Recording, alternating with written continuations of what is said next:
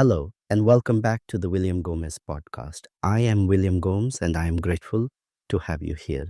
This series is called Reading Seminar 1 and 2, Lacan's Return to Freud Revisited. Before we begin, it is important to be clear about what this series is and what it is not. This is not an introduction to psychoanalysis. It is not a simplification of Jacques Lacan, and it is not a substitute for reading the seminars themselves. The aim of this series is more precise. It is to make it possible to read Seminar 1 and Seminar 2 with conceptual orientation without reducing their difficulty, their ethical stakes, or their internal tensions. Lacan's early seminars are often described as accessible. That description is misleading if it is taken to mean easy. They are accessible only if one understands what Lacan is trying to displace, and displacement is the key word. This series is organized around a single guiding question. What is at stake in Lacan's return to Freud? This return is not nostalgic. Lacan is not attempting to restore a lost orthodoxy, nor is he defending Freud against later developments. He is responding to a problem. The problem is not theoretical abstraction. It is analytic practice. By the early 1950s, psychoanalysis had become increasingly institutionalized. Training was formalized. Technique was standardized. And analytic work was increasingly oriented toward adaptation, maturity, and ego strength. Freud's discovery had not been rejected. It had been domesticated. The unconscious was still acknowledged, but it was treated as something to be integrated rather than encountered. Conflict was reframed as immaturity. Symptoms were approached as deficits to be corrected. Technique became pragmatic. It was judged by outcomes rather than by its relation to truth. Lacan identifies this shift as a profound deviation. This is why he begins not with meta-psychology, but with technique. Technique is where theory reveals itself in practice.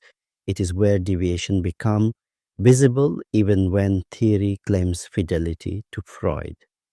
If analytic technique aims at reassurance, normalization, or ego reinforcement, then psychoanalysis has already abandoned Freud's most radical insight, that the subject is not master in its own house. From the outset, Lacan insists that psychoanalysis must be oriented toward speech, not behavior, toward truth, not well-being, toward structure, not personality.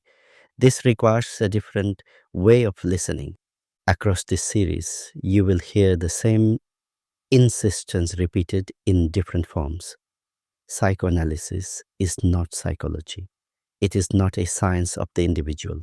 It is not a method for producing happiness. It is a practice structured around language, repetition, and division. To help orient you, the entire series is organized cumulatively. Each episode introduces one conceptual operator. No episode stands alone. Understanding builds across time. You are not expected to master these concepts immediately.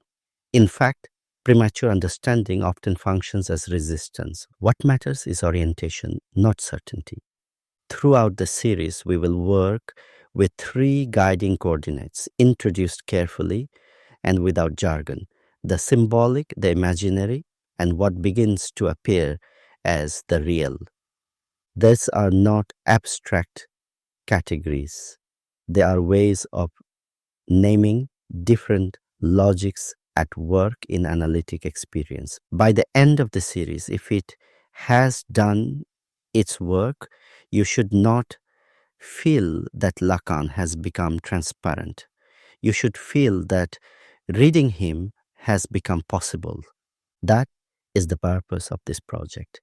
In the next episode, we will step back and examine the prehistory of Lacan's return to Freud. We will look at the problems that shaped his thinking before 1953 and why the question of technique becomes unavoidable at that moment. Thank you for listening.